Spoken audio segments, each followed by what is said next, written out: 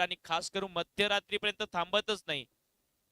हे खूप कमी वेळा घडतं आणि याचमुळे आदरणीय आमदार साहेब या परिसरातील लोकांच्या गळ्यातील ताईत आहेत. त्यामुळे ते महाराष्ट्रामध्ये लोकप्रिय आहेत. 288 आमदार वेगळे आणि सन्मान्य आमदार साहेब वेगळे, असं काहीसं वेगळं व्यक्तिमत्व आहे अखंड महाराष्ट्रामध्ये. आताच काल परवा एक संघ आला होता खेळायला. ते म्हणे आम्ही फक्त आमदार साहेबाला भेटायला आलो. म्हणलं यार तुमची बॅड लक, आमदार साहेब मुंबईला गेले. म्हणलं खेळा ना, खेळा तर चालूच आहे मध्ये, पण आमदार साहेबाला भेटायचं होतं.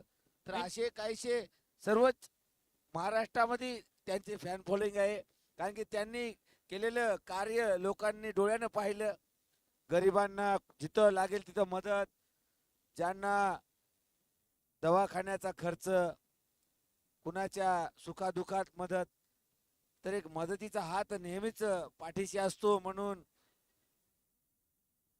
तेच कळमनुरी सुरुवातीला विधानसभा नाही तर अखंड हिंगोली जिल्हा यांना धीर असतो की काय टेन्शन घ्यायचं नाही, आपल्या मागे एक हात खंबीरपणे उभा आहे. नाही, तेच बोललो मी की असे राजकीय व्यक्ती खूप कमी असतात, मुळात नसतातच.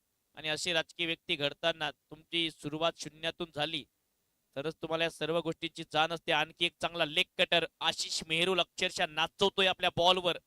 असाच हा खेळाडू एक दर्जेदार अष्टपैलू बनत नाहीये आणि असाच हा खेळाडू आज भारताचं टेनिस बॉल क्रिकेट गाजवत नाहीये. चांगली गोलंदाजी करत असताना आशिष. आणखी एक away from the body, footwork बिलकुल नव्हतं. म्हणतात ना, मोबाईल मध्ये नेटवर्क आणि फलंदाज असाल तर क्रिकेटमध्ये फुटवर्कची खूप गरज आहे. नेटवर्क नसेल तर कॉल येणार नाही, फुटवर्क नसेल तर धावा मिळणार नाहीत.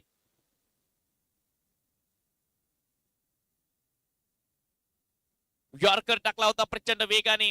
अपील करता आहेत आशिष मेहरुल. षटक समाप्तीचा पंचांचा इशारा. फायनल मॅच मध्ये मेडल षटक टाकण्याचा